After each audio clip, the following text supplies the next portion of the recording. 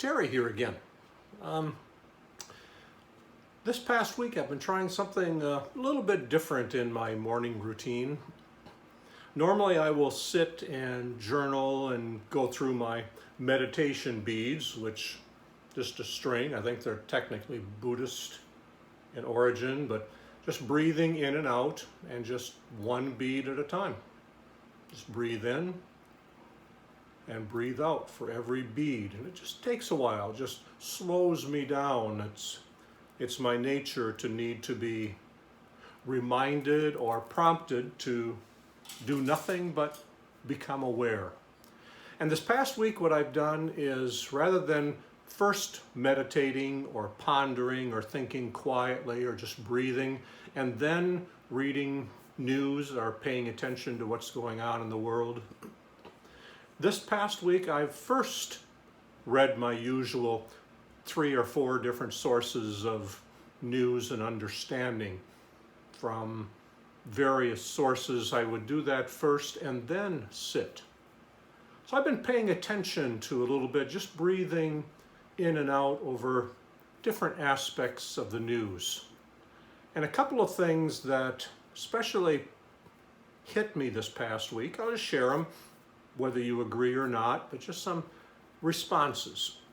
First one is right now it's going on with the Roe versus Wade, and looks like national laws that protect abortions will be taken off, will be reversed. And I've been paying attention, just breathing, and I came to the awareness that what the hope is, the talk is we won or we're losing, that kind of thing, but what I've been listening for is, assuming this goes through, that it is accurate, this early release, that there will, in the minds of those that are anti-abortion, that there will be more births, more young children. What I've been listening for, and I even did some research since, is there any talk by my representatives or national representatives of how are we going to support more children?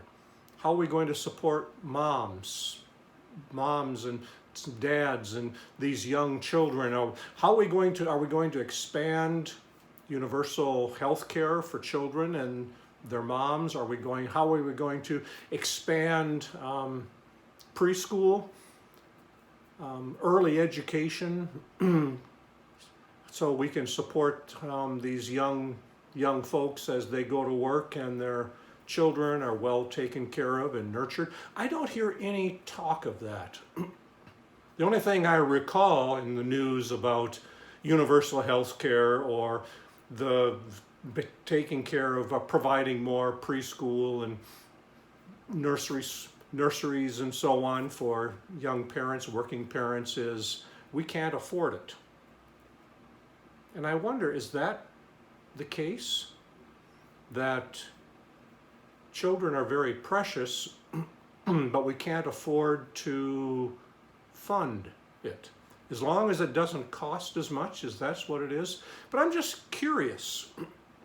It seems like the talk should change immediately to, instead of, hey, we got this thing reversed, it's like, hey, we're going to have more children, how do we care for them? So I've just been thinking about that, and I may write representatives to encourage them or to get their response, but I don't know if that'll make much difference or not. So that's the one arena I've been thinking about. What about these, that there are more children being born? What responsibility do we have? Or what moral responsibility do we have to give them the best? And that's for me, if one is pro-life, then you maximize the life of of the born. That's pro-life. So that's the one thing I've been wondering about. And the other thing that struck me just this morning was more news about woke, W-O-K-E, how people are upset over woke.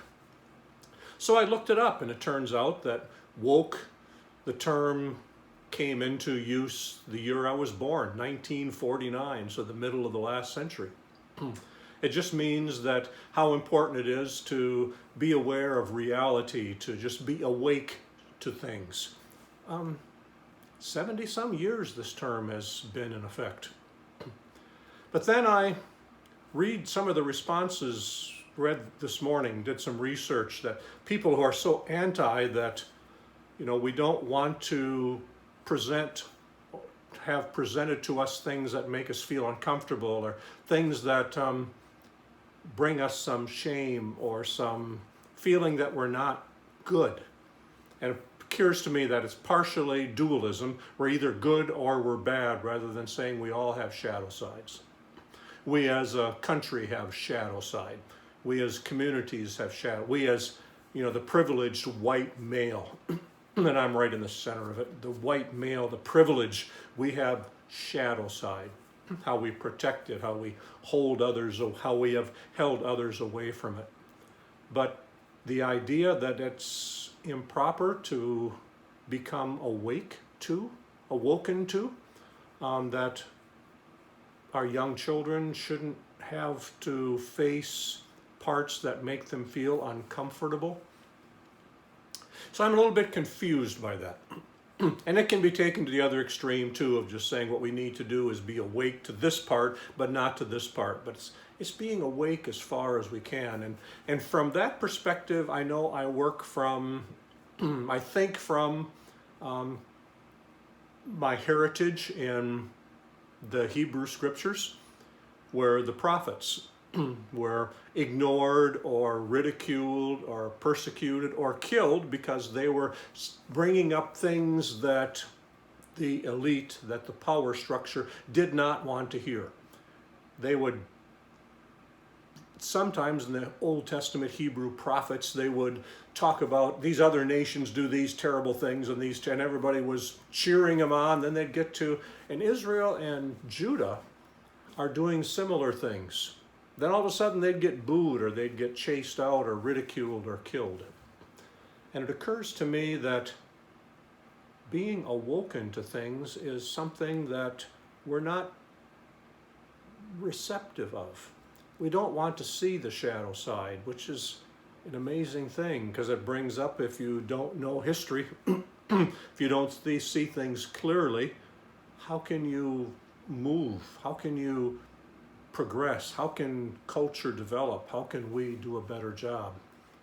And then I also read a lot of the mystics, those that really sit with things and seek to be as awake as possible. And one of the themes that happens for people in later stages of human development over and over again is we need to clean up different things in our lives. That talks about the shadow side. We need to grow up, continue to our human development across the full lifespan, but also we need to wake up. And it appears to me that those who are in later stages of development say consistently or repeat how important it is to wake up. It's one of the reasons I use the meditation beads, just to sit and breathe and seek to pay attention, just know. So I'm confused why people would be anti-woke. I don't want to be awoken, except I go back again thousands of years, more than 3,000 years, to those Hebrew prophets that were ridiculed and persecuted and killed because they were seeking to make people aware. Are we so concerned that we won't look great all the time? That are we so filled with illusion that we're all good and others are all bad, that extreme dualism, either or? So am I pro-life? If that's equivalent to anti-abortion, then it's way too small. It's not even a category that I know how to answer. If it means pro-life in terms of, supporting young children and moms, doing everything we can that our children have the best start possible, no matter what their creed, no matter what their orientation, no matter what their race, that's it, giving them the best thing, and that is worth investing in. We can invest as much money as we do in military. we can certainly invest in future generations in my mind. And the other is to be anti-woken. I don't understand that. I need to know my own shadow side so I can live more healthily, that I can relate more healthily. So that's the change. Just first reading news, then sitting with it. Two things I was aware of. Talk to you next time.